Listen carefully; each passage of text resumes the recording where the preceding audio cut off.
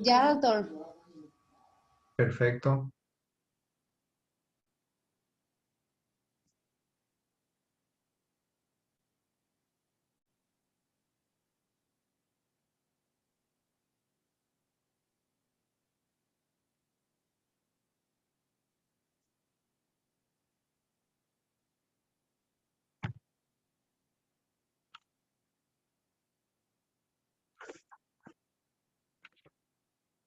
Muy bien.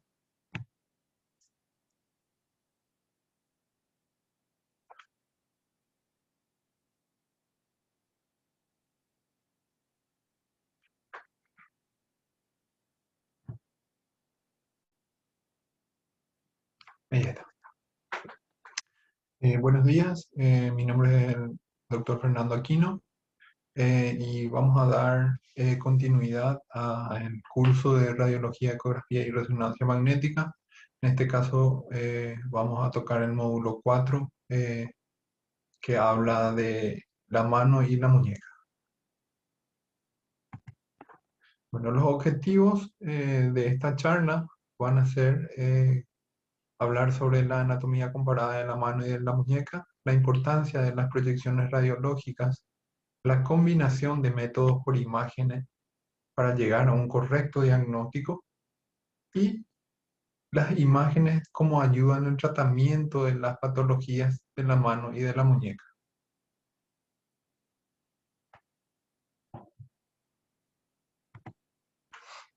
En cuanto a la anatomía, la estructura que vamos a desarrollar hoy se desdobla en dos partes. Por un lado vamos a hablar de la muñeca, que es el área anatómica que une el antebrazo con la mano y se da por el borde distal del pronador cuadrado y tiene un límite distal en la articulación carpo-metacarpiana. Y este segmento anatómico permite el desarrollo de los movimientos complejos de la mano de la mano en diferentes planos del espacio. Por otro lado, tenemos a la mano, que es la parte más distal del miembro superior y que está dado por los huesos metacarpianos hasta la punta de los dedos. Y es uno de los órganos principales de percepción y comunicación con el medio que nos rodea, ¿sí? Se utiliza como una herramienta de trabajo y también nos pone en la cima de la pirámide evolutiva, ya que somos los únicos animales eh, que tenemos, digamos, una mano con un dedo que se opone a los otros y esto nos permite realizar trabajos más elaborados.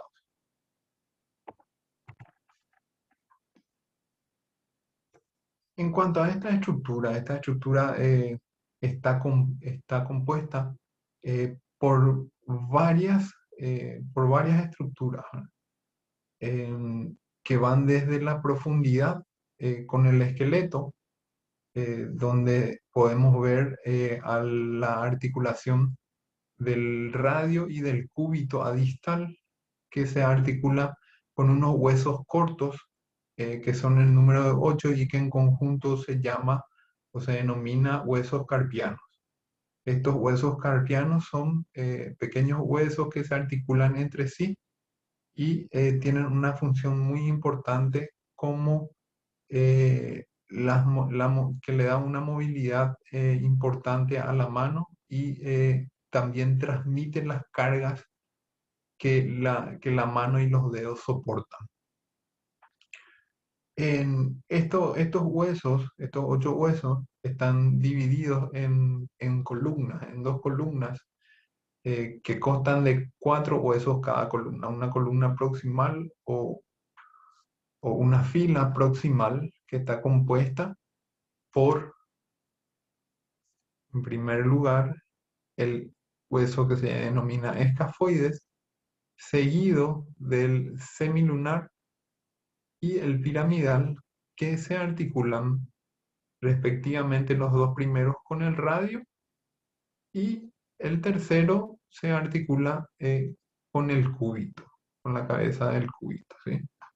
y esto está separado por una estructura fibrocartilaginosa que se denomina fibrocartílago triangular y que le da estabilidad a la articulación entre el radio y el cúbito. ¿Sí? Por último, tenemos en la fila proximal a un hueso que se denomina pisiforme, que si bien no se articula con los huesos del radio y del cúbito, se articula con uno de los huesos de la primera fila, que es el semilunar. ¿Sí? En cuanto a la fila distal, tenemos al trapecio, que está por encima del escafoides y que es muy importante porque justamente como habíamos dicho, este hueso es el que le da el eje de oposición al pulgar contra los otros dedos. ¿Sí?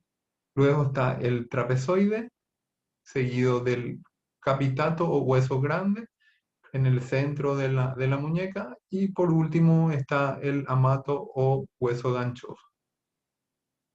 Seguidamente tenemos a los huesos metacarpianos, que son pequeños huesos largos, ¿sí? Ya que constan de dos epífisis, una epífisis proximal y una epífisis distal, y un cuerpo o diáfisis.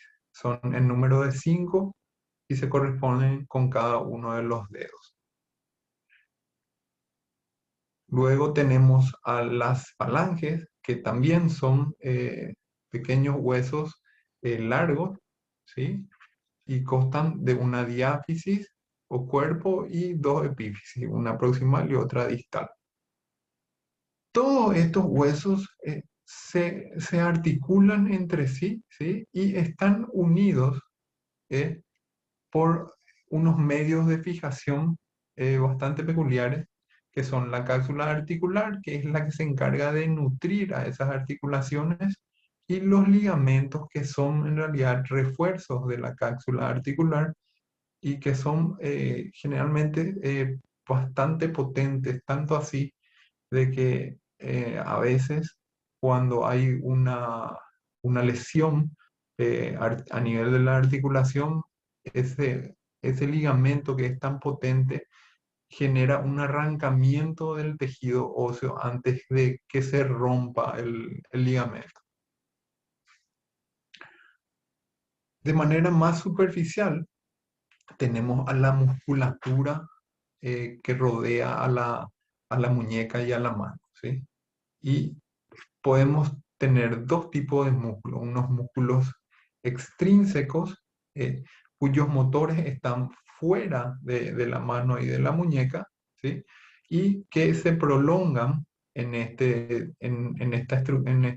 segmento, se prolongan por tendones que son los que se encargan de mover los dedos, tanto en flexión como en extensión. Y tenemos los músculos intrínsecos, que son pequeños músculos que se originan en la vecindad o dentro del segmento, ya sea en la parte del carpo o en la parte de los metacarpianos. Y van a terminar generalmente o adheridos a los tendones o en las cápsulas articulares, y permiten estos músculos pequeños, permiten que la mano genere movimientos de mucha precisión, como por ejemplo agarrar objetos de distintos tamaños y formas. Entonces se puede, digamos, la mano acomodar gracias a estos pequeños músculos. Esta imagen nada más es para recordar la importancia del conocimiento anatómico para la interpretación de las imágenes. Si nos centramos en la imagen de arriba y la derecha solamente, eh, sin conocer la anatomía, entonces vamos a interpretar de que esa imagen son unos círculos o podemos interpretar cualquier cosa. ¿Sí? Sin embargo, si nosotros sabemos qué vamos a ir a encontrar, entonces podemos, digamos, ir comprendiendo qué es lo que estamos viendo en la imagen. Aquí un corte anatómico. En la imagen de abajo vemos un esquema, ¿sí? Un esquema en un dibujo, ¿sí? Y ese esquema es lo que nosotros tenemos que trasladar después a las imágenes que tenemos. Tenemos una resonancia magnética en donde se ve un corte a nivel del túnel carpiano con los tendones flexores, perdón, y el nervio mediano a este nivel. Y eso traspolamos en una ecografía en donde también se ven los tendones, los distintos tendones, ¿sí? Las vainas tendinosas y el nervio mediano. Entonces vamos a ir hablando y desglosando los distintos tipos de métodos de imagen que tenemos. Y vamos a comenzar con lo más sencillo y lo que se puede conseguir, digamos, fácilmente en la mayoría de los centros, que son las radiografías. Y la radiografía, ¿qué es la radiografía? Es una técnica que se utiliza para obtener imágenes de órganos, estructuras y huesos del cuerpo. Utiliza pequeñas dosis de radiación ionizante y tiene como ventaja o característica que es rápida e indolora y de bajo costo. Estas radiografías pueden ser simples o también podemos utilizar contrastes para ver distintas estructuras, sobre todo a nivel articular y ligamentario. La incidencia estándar que se utiliza en la muñeca es la incidencia anteroposterior y la incidencia lateral. La incidencia anteroposterior se da por digamos, la mano en pronación centrada y el haz perpendicular al plano y centrada en el hueso grande o en el tercer dedo, en el eje del tercer dedo. Y la proyección lateral se utiliza generalmente, una buena proyección lateral se hace eh, con el brazo a 90 grados de flexión del codo y una pronosupinación neutra, ¿sí? Y se ven las distintas estructuras ahí.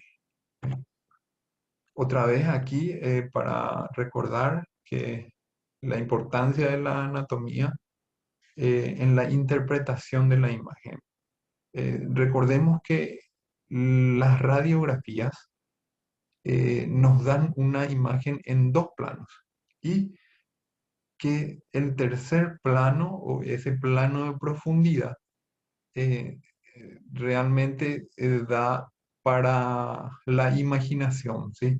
Si uno va interpretando las distintas o los distintos puntos, se puede, digamos, uno imaginar teniendo en mente la anatomía normal de los huesos, ¿sí? Tanto es así que aquí, por ejemplo, en la imagen vemos al hueso piramidal, que está articulado con el hueso semilunar, y por delante vemos como un círculo que hace que sea un poco más, digamos, menos penetrante el rayo. Entonces, si uno recuerda la anatomía, va a saber que ahí tiene que estar el hueso pisiforme, ¿sí? De igual manera, recordamos al hueso ganchoso, ¿sí? Y a distal podemos ver cómo se proyecta el tubérculo o el gancho del gancho. También aquí podemos ver en el radio distal, si nosotros sabemos la anatomía, vamos a ver que esta imagen un poco más esclerótica, más blanca, ¿sí? Es el borde del radio en la cara palmar o en la parte palmar, ¿sí? Y que todo el resto que queda es el reborde dorsal del radio, ¿sí? Hay otras incidencias, sí, hay muchas incidencias, como por ejemplo las proyecciones dinámicas, en donde vamos viendo que al variar el movimiento de la muñeca, se van variando también las formas de los huesos del carpo. Entonces, uno tiene que saber cómo a la movilización y al desvío desde neutro hacia radial y hacia cubital, cómo se va comportando cada uno de estos huesos. Hay otras posiciones para ver otros huesos específicos o otras zonas específicas. Por ejemplo, aquí tenemos una para el pisiforme en donde se hace digamos, una radiografía lateral con una supinación de más o menos 30 grados, y se puede ver, se puede visualizar perfectamente al pisiforme que está articulado con el piramidal en la proyección lateral. Esta otra proyección especial para ver todo el hueso escafoide. Y también tenemos otras proyecciones un poquitito más, digamos, complejas de hacer, pero que son muy útiles, como la proyección para túnel carpiano, en donde nosotros vamos a ir viendo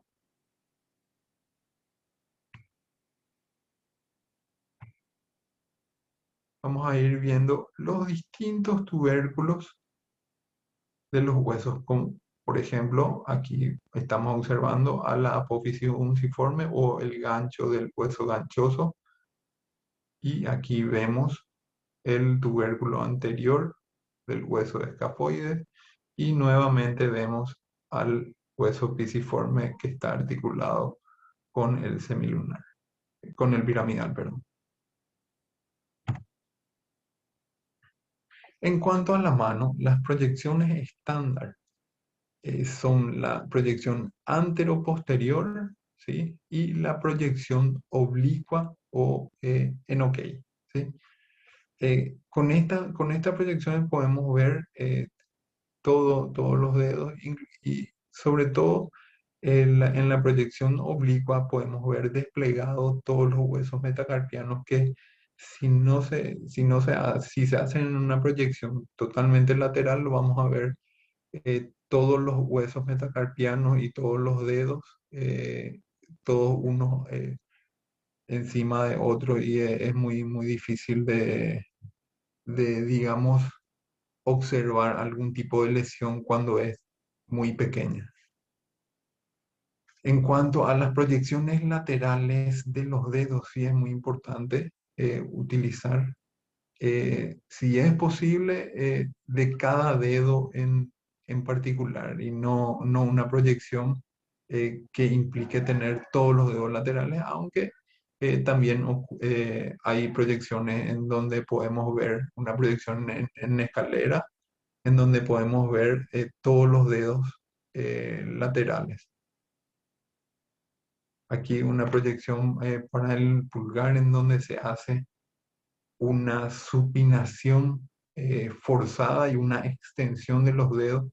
La verdad que la imagen que se consigue con esta posición es espectacular, pero es bastante forzada, ¿sí?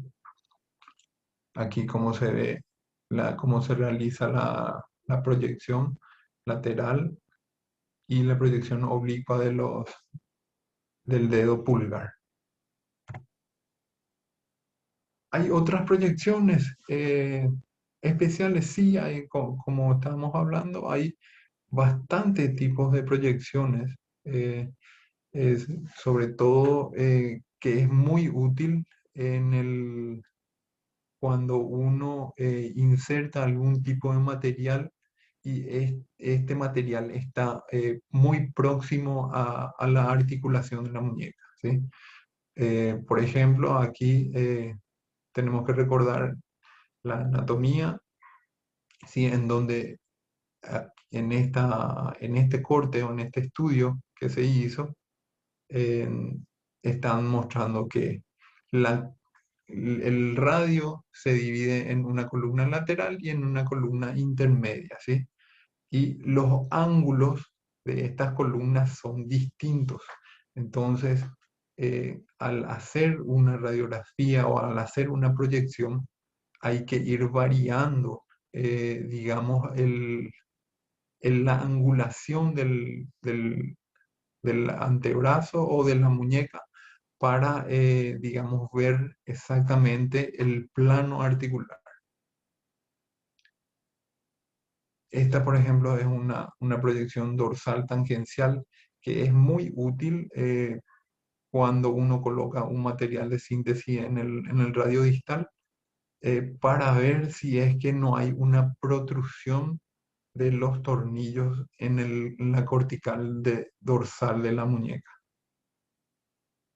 Esta es también una proyección AP convencional en donde estamos viendo que aparentemente la placa está bien puesta y está, digamos, con todos los tornillos amarrando el radio distal. Sin embargo, se hace una corrección de esa AP teniendo en cuenta la articulación radiocubital y podemos ver que los tornillos más laterales o más radiales están fuera o por fuera del tejido óseo. Estas son otras proyecciones laterales, oblicuas, perdón, en pronación o en supinación para ver también si hay protrusión o no de los tornillos. ¿Y qué es lo que hacemos nosotros con la radiografía? Y básicamente medimos. Tenemos mediciones que son estandarizadas, como la inclinación volar que se ve en la proyección lateral y que tiene más o menos 11 grados, ¿sí? Y tiene una variación de entre 4 y 22. También tenemos en la proyección AP, vemos la inclinación radial, ¿sí? Que es la línea verde que va desde la apófisis estiloides a la articulación radiocubital distal.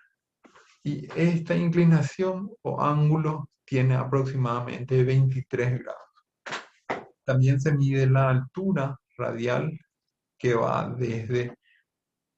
se trazan dos líneas que van desde la parte más distal de la apófisis estiloides a la parte más baja que sería a nivel de la articulación radiocubital distal, ¿sí? Y esta distancia generalmente es de 10 milímetros o más. También vemos la varianza cubital, que es la variación que hay entre la altura del radio comparando con la cabeza del cúbito. Y esto generalmente tiende a ser neutro o de cero, o puede estar como 2 milímetros por encima, que en ese caso se denomina cúbito plus, o 2 milímetros por debajo, y en ese caso se denomina cúbito minus, ¿sí? Este otro ángulo que es un poquitito más nuevo y que se utiliza el ángulo de la lágrima, ¿verdad? Que es un ángulo muy importante a la hora de evaluar la reducción en las fracturas que comprometen a la articulación radiocubital, ¿sí? Si ese ángulo no se respeta, generalmente la congruencia de la articulación no está respetada. Aquí para ver otros parámetros que medimos, estos parámetros son muy importantes y se denominan líneas o arcos de Gilula, ¿sí? Y son el número de 3, que van desde el borde o la línea proximal de los huesos de la fila proximal del carpo, ¿sí? La segunda línea va desde los bordes de distales de la fila proximal del carpo. Y la tercera línea abarca al borde proximal de la fila distal del carpo, ¿sí? Estas líneas, como ven aquí, son congruentes, ¿sí?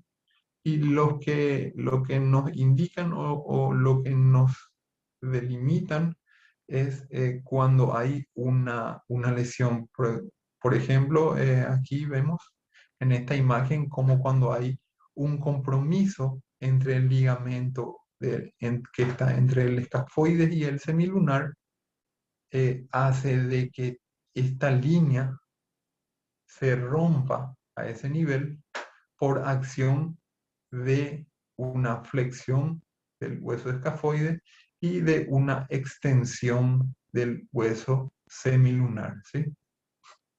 Aquí vemos lo mismo en una proyección lateral, como el semilunar está extendido y está mirando hacia el dorso o hacia el techo de la muñeca. Sin embargo, el eje del escafoides, por la rotura del ligamento, se va flexionando y se va horizontalizando.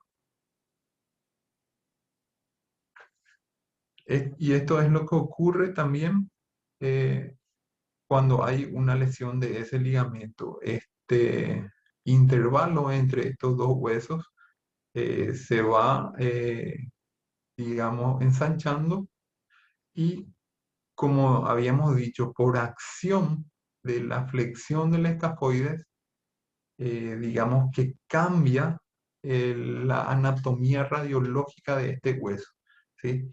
Y se ve lo que se llama un signo del anillo de sello, en donde nosotros estamos viendo realmente al polo distal del escafoide confrontarse con el rayo que está incidiendo en la muñeca.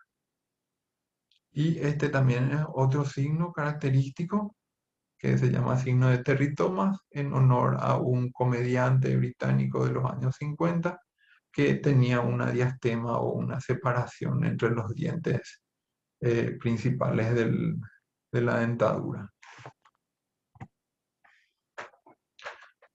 Esto para graficar nada más las mediciones que les había comentado, en donde vemos una muñeca normal, ¿sí? Y una muñeca fracturada, en donde claramente se ve que se perdieron las angulaciones. Se perdió la angulación radial, se perdió la altura radial, y también observamos que la varianza cubital está afectada. También vemos el trazo de la fractura. Y esto es muy importante a la hora de hacer una reparación quirúrgica y una osteosíntesis, ¿sí? Tratar de reparar o tratar de, digamos, llevar a lo más próximo de los ángulos normales posterior a la cirugía para que este miembro no tenga defectos funcionales a la larga. Esta era la proyección que le había dicho, dorsal tangencial, para evaluar que no haya protrusión de los tornillos una vez que se colocan estos en el hueso fracturado, ¿sí? Aquí se ve el reborde dorsal del radio y los tornillos están muy cercanos, pero que no sobrepasan el dorso. Eso es muy importante porque eh, puede generar bastantes problemas si es que protruyen esos tornillos. Y más adelante vamos a ver por qué. Entonces vamos a pasar un poco ahora a la tomografía computada, que es otro diagnóstico por imagen que reproduce múltiples imágenes en el interior del cuerpo a través de un monitor conectado a una máquina de rayos, ¿sí? Es también un procedimiento indoloro y una técnica no invasiva y es muy precisa. También utiliza rayos ionizantes en mayor cantidad que una radiografía simple. Estos son, digamos, muchas radiografías en distintos planos y eso va a un ordenador y por un programa el ordenador reconstruye las imágenes y se pueden ver reconstrucciones en 3D, ¿sí? Se puede ver con mayor detalle los órganos, los vasos sanguíneos, los huesos y los tejidos blandos inclusive. También puede ser simple o contrastada y lo nuevo es que ya se están haciendo tomografías en movimiento. Digamos que este es un método un poco más costoso, pero hoy en día es bastante accesible en la mayoría de los centros. Para ver un poquitito las imágenes de la tomografía, cómo nos da imágenes en distintos planos, ¿sí? Y acá vemos una tomografía con un medio de contraste para evaluar si hay alguna lesión de los ligamentos de los huesos carpianos, ¿sí? En esta imagen tenemos una tomografía con una reconstrucción tridimensional.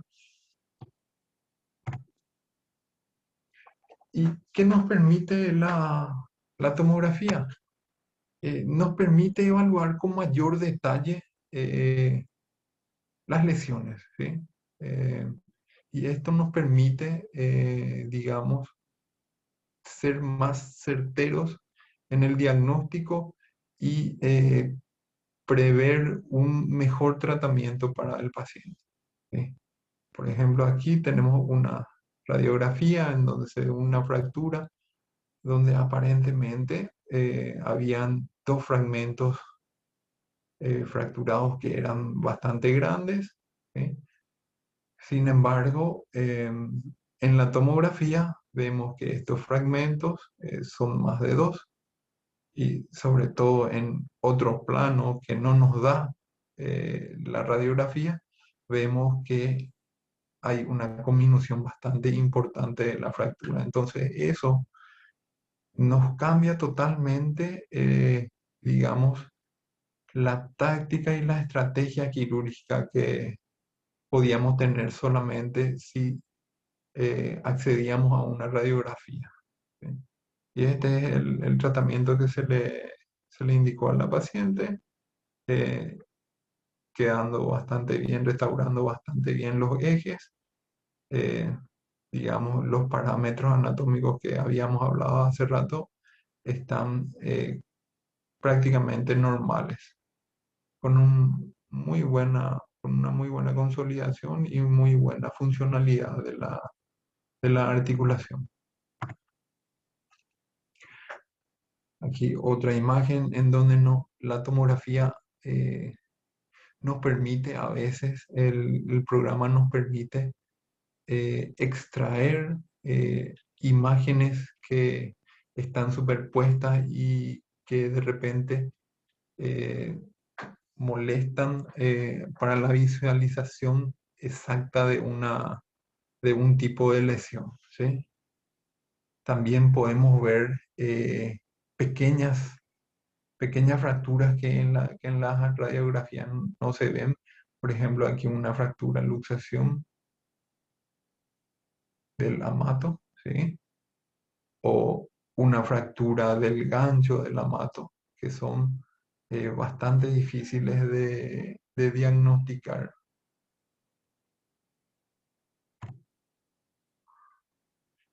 También nos sirve muchísimo cuando hay una alta sospecha de, de una lesión, aunque en la radiografía a veces puede pasar desapercibido el tipo de fractura. Aquí en la flecha está indicando lo que podría ser una fractura de escafoides y por la alta sospecha, por la clínica, se pidió una tomografía y en la tomografía se ve perfectamente el compromiso de las dos corticales,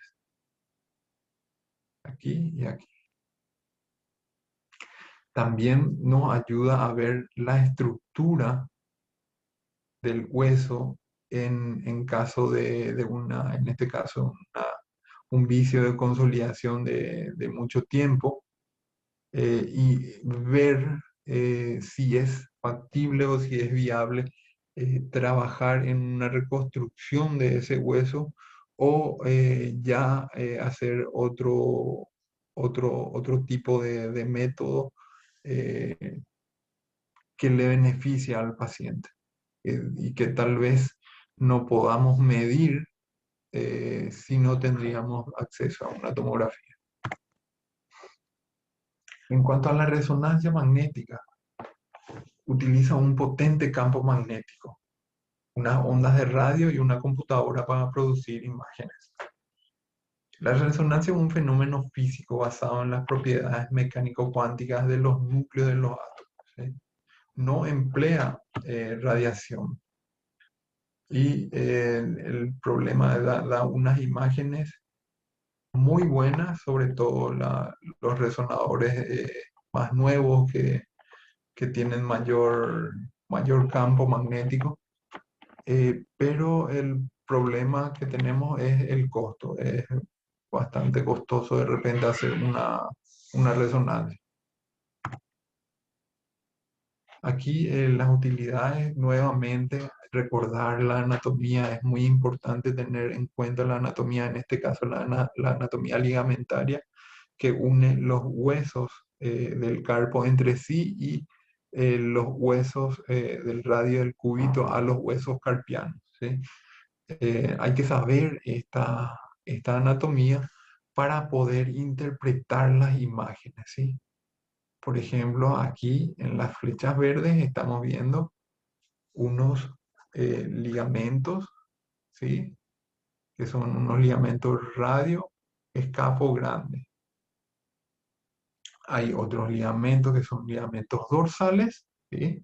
Que vemos aquí en la flecha azul. Y en la cabeza de flecha anaranjada se ve el ligamento radiocarpiano dorsal. Muy bien. Aquí en otro corte de la resonancia, en donde podemos ver en las flechas azules un defecto del espesor del ligamento, ¿sí? Que no, nos indicaría una lesión de ese ligamento. Lo mismo aquí en la cabeza de flecha, en donde se ve la pérdida de estructura de ese patrón ligamentario, ¿sí? Y lo que nos hace sospechar de que haya una lesión, por lo menos parcial, de ese ligamento. Más imágenes donde se ven una rotura del ligamento radioescafo grande en las flechitas en verde, ¿sí? Ahí vemos en otras incidencias cómo se pierde tanto la intensidad, se aumenta la intensidad, se aumenta el grosor y se pierde ese patrón que es característico de los ligamentos. Distintos tipos de proyecciones en donde se ven los distintos tipos de lesiones de los ligamentos. También nos sirve para evaluar el estado nutricional y vascular de los huesos. Por ejemplo, en este caso, era un paciente con un dolor de muñeca, una radiografía en donde nos llamaba mucho la atención, tal vez llamaba un poquitito la atención que en el sitio donde más dolor refería, que era a nivel de la fila proximal del escafoide, llamaba un poquitito la atención digamos, que el hueso semilunar era un poquitito más radio opaco que los otros, pero casi nada. Entonces tomamos la decisión por la clínica que tenía de hacer una resonancia magnética, y en la resonancia magnética vimos unos quistes dentro dentro del hueso semilunar con una pérdida ya del patrón estructural que nos clasificaba como una enfermedad de Kienbo en estadio 2.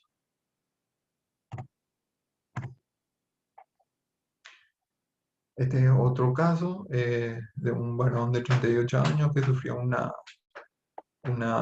caída, ¿sí? En un evento deportivo. No le hizo mucho caso, estuvo con dolor por una semana, después disminuyó ese dolor, pero siempre quedó con una pequeña limitación, y ahora, un año después, comenzó otra vez a realizar deportes, y el dolor fue aumentando. Se le hizo una radiografía en donde, lastimosamente no tengo la radiografía, se le hizo una radiografía en donde se constató una fractura del hueso escafoides, y lo mismo en la radiografía se veía que el polo proximal de ese hueso estaba como más esclerótico, más blanco, ¿sí? Entonces, eso nos indicaba que podía haber algún tipo de compromiso vascular de ese polo proximal. Se hizo una resonancia magnética y aquí estamos viendo las imágenes, ¿sí? En donde hay un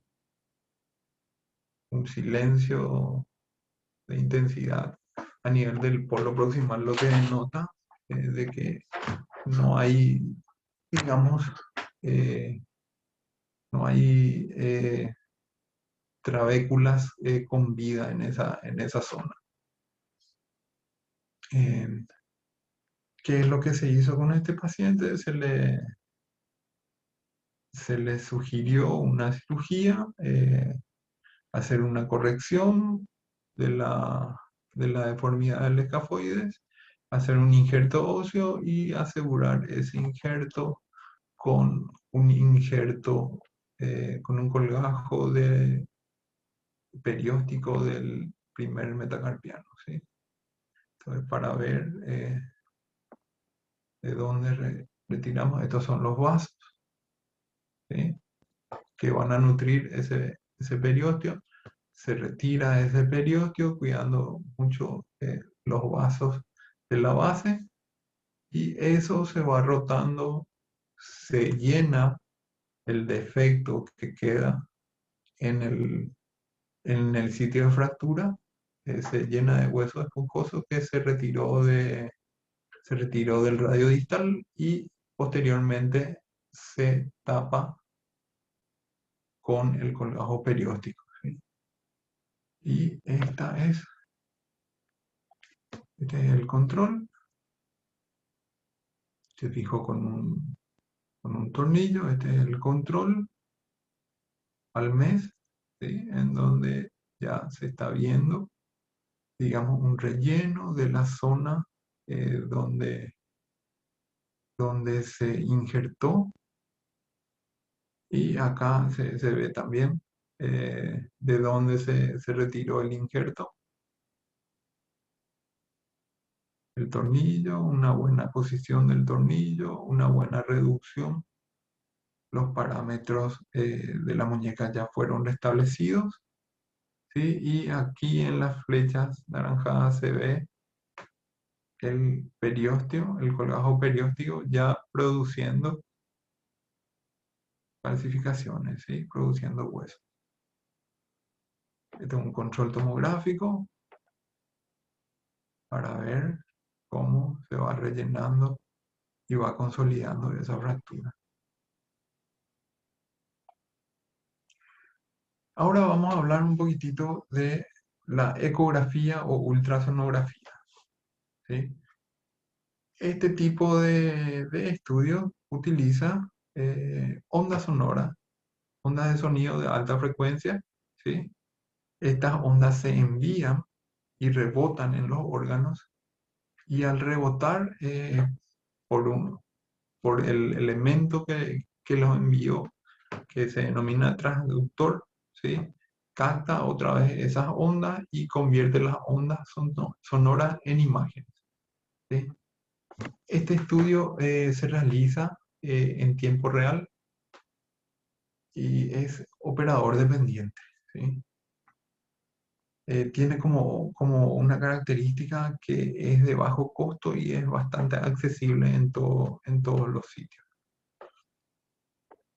Y con la ecografía podemos ver prácticamente todas las patologías de la muñeca, ¿sí?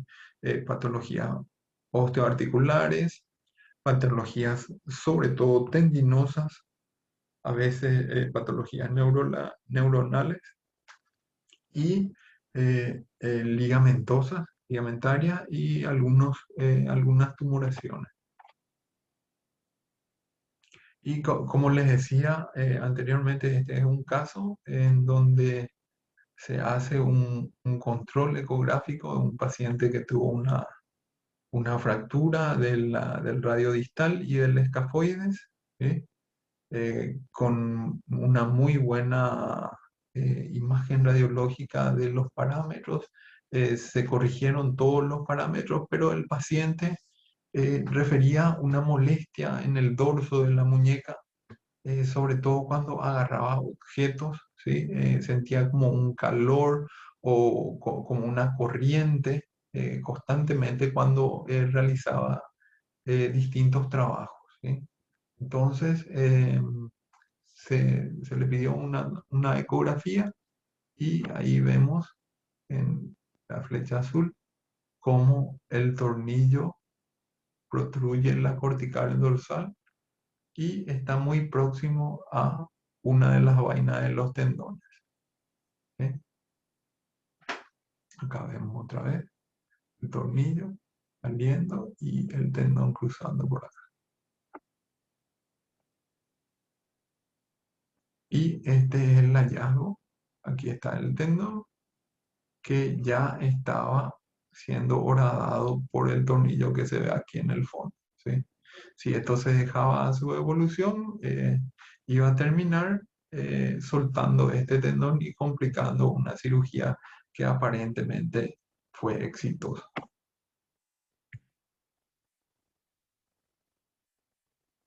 Se pueden visualizar muy bien otro tipo de patologías, como por ejemplo los arrancamientos, ¿sí?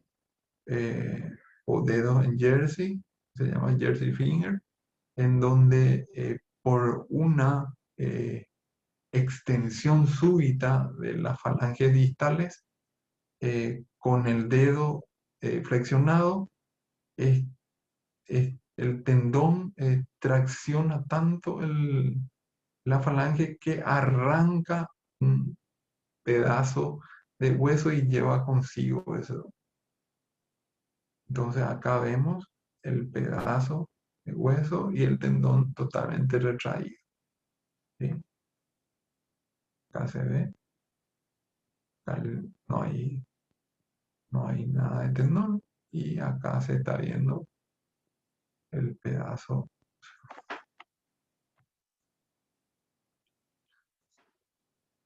La ecografía es, digamos, el método, si bien las imágenes no son muy nítidas, eh, como el estudio se hace en tiempo real, se hacen generalmente pruebas dinámicas y para las patologías compresivas es un método que ayuda muchísimo al acercamiento diagnóstico. Eh, una, de una de las lesiones más común dentro de lo que es las patologías de la mano son las sinovitis o tenosinovitis. Dentro de ellas hay una que se llama tenosinovitis o enfermedades de Kerbein, que es una inflamación de los tendones extensores del puño, ¿sí? Del pulgar, perdón, que van en el primer compartimiento de los tendones extensores. y tienen dos tendones, ¿sí? Un tendón que es el aductor largo del pulgar y el extensor corto del pulgar, ¿sí? Generalmente hay un dolor muy importante a nivel de la región radial y dorsal de la muñeca, ¿sí? Y el punto más álgido generalmente es en la punta de la estiloides del radio distal, sobre todo cuando el paciente tiene que hacer algún esfuerzo con el pulgar o poniendo el pulgar a los otros dedos, agarrando un vaso, tratando de abrir una puerta o levantando algún objeto pesado. Produce mucho dolor, ¿sí?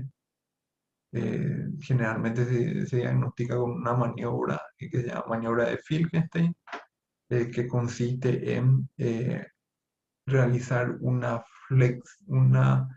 desvío radial de la muñeca con la mano o con el pulgar, digamos, flexionado, ¿sí? Eso produce mucho dolor. Aquí vemos en esta imagen, en el esquema, cómo se presenta el primer compartimento dorsal de los extensores y los dos tendones dentro de la vaina tendinosa, que es la que generalmente se inflama. Aquí se ve la inflamación y se ve al tendón que con digamos, con un elemento que tiene la ecografía, que es el efecto Doppler, que sirve para ver flujos de líquido o flujos de sangre en este caso, ¿verdad? Se ve cómo hay un aumento de la vascularización dentro de la vaina tendinosa, ¿sí? También la misma cosa. También sirve para ver las variantes, no siempre hay, digamos, los dos tendones están eh, afectados, ¿sí? Hay variantes en donde este compartimento está sectado y cada uno de los tendones tiene una vaina independiente y una de esas vainas puede estar afectada y la otra no, ¿sí? Aquí, por ejemplo, vemos también cómo se pueden ver las variantes anatómicas. A veces, eh, en vez de tener dos tendones, ¿sí? Uno de los músculos envía más, dos o más, digamos, líneas tendinosas. Eso hace de que en conjunto la vaina quede bastante pequeña y genere mucha fricción que a la larga genera este proceso inflamatorio que es bastante doloroso e incapacitante. Otro tipo de patología, siempre en patología tendinosa, que es donde más nos ayudan las ecografías, una patología del extensor cubital del carpo, ¿sí? Que generalmente es por una inestabilidad de, estábamos hablando en la tendinosis de Groin del primer compartimento, ahora vamos al último compartimento compartimento extensor más cubital, ¿sí? Que es el sexto compartimento, en donde esto en realidad lo que genera es no una inflamación de la vaina, sino más bien una rotura de esa vaina o un ensanchamiento de esa vaina y entonces se vuelve incapaz de mantener al tendón en su posición. Entonces lo que hace este tendón es al realizar las maniobras de movimiento de pronación y supinación, ¿sí? El tendón comienza a deslizarse desde una vertiente a otra vertiente del hueso y eso genera un aplanamiento y una digamos, un deterioro del tendón que puede inclusive terminar con la rotura de ese tendón. Aquí estamos viendo justamente las bondades de la ecografía como prueba dinámica, en donde se le hace mover al paciente, ¿sí? Eh, el, el antebrazo, eh, se le hace pronar y supinar y se constata cómo el tendón va movilizándose.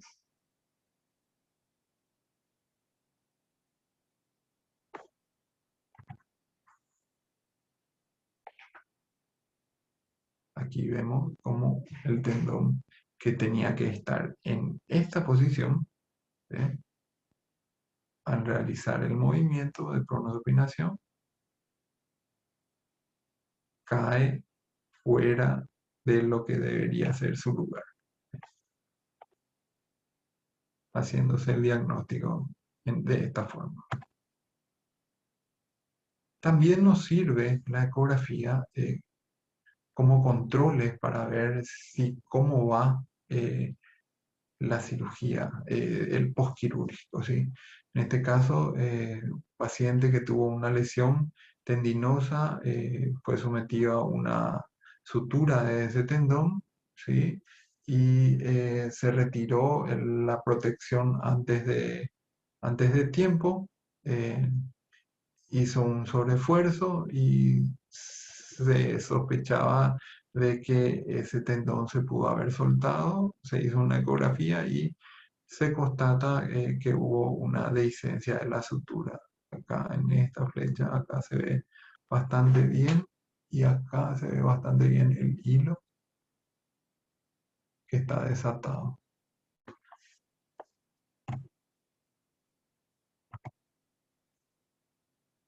También nos sirve para evaluar adherencia de los tendones una vez que se hayan hecho suturas. Generalmente pueden adherirse a las estructuras más profundas o más superficiales y con eso eh, hacer de que no se movilice el dedo en una sutura tendinosa.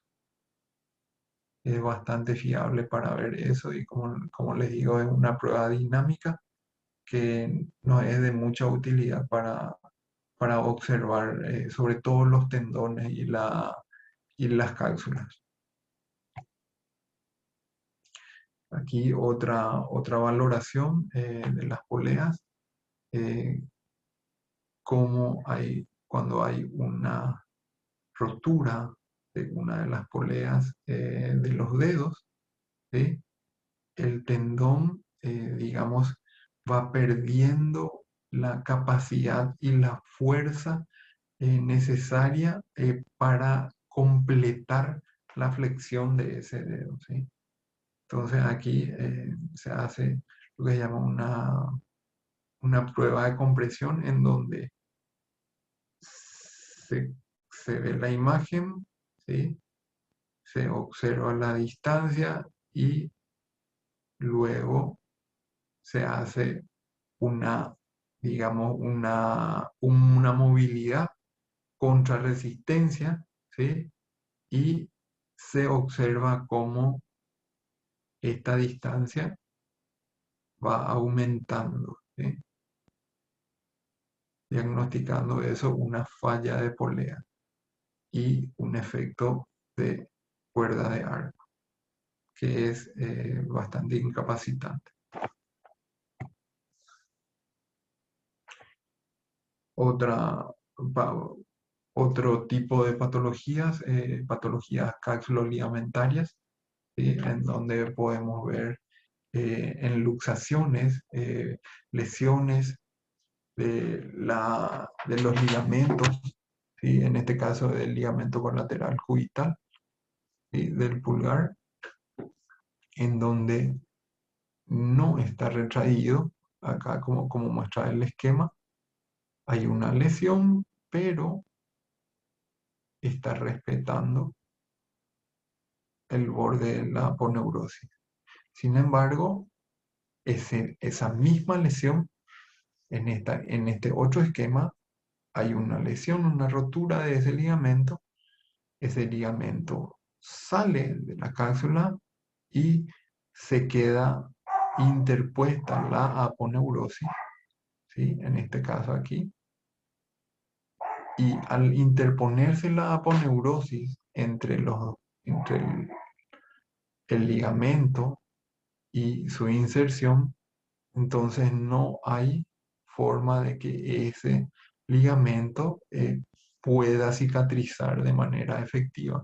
Entonces, si esto ocurre, a nosotros nos denota una conducta quirúrgica que es totalmente distinta a este tipo de lesiones que pueden ser tratadas de manera perfectamente de manera conservadora. Otro tipo de lesiones, lesiones en la placa volar, en la región palmar de los dedos, ¿sí? Aquí se ve una pequeña avulsión o digamos, un arrancamiento de un fragmento óseo, ¿sí? Que se, se fue con la placa volar. También se puede usar, digamos, para ver lo que son las cortezas o las corticales de los huesos, para que nos den un aproximamiento diagnóstico, pero no es un método que sea el de mayor fiabilidad para este tipo de lesiones, pero les quería mostrar porque también se puede hacer este tipo de diagnóstico con una ecografía e inclusive se puede complementar con otro tipo de estudios, como en las imágenes donde se hizo una resonancia, una radiografía. En resumen, la correcta interpretación de los estudios de imagen depende de la calidad de esto. Si nosotros tenemos una buena calidad eh, de los estudios que pedimos, generalmente es mucho más fácil llegar a un diagnóstico con el consiguiente ahorro inclusive para el paciente, ya que a veces cuando no hay un buen estudio, eh, tenemos que solicitar o de nuevo ese mismo estudio o valernos de otros métodos de estudio que en general son ya más costosos. ¿Sí? El conocimiento de la anatomía es fundamental a la hora de realizar un estudio. ¿Sí? Es fundamental eso para que eh, la persona, el operador que está realizando el estudio, interprete de la mejor forma lo que se le está pidiendo. En general se requiere una combinación de estudios por imágenes para tener una mayor aproximación diagnóstica. A veces es muy difícil o te hace sospechar una buena radiografía, como el caso que vimos, te hace sospechar de que hay una lesión o una fractura y vos necesitas hacer otro tipo de estudio para confirmar ese diagnóstico. Y a veces un estudio bien realizado es suficiente para llegar a un diagnóstico correcto. Muchas gracias.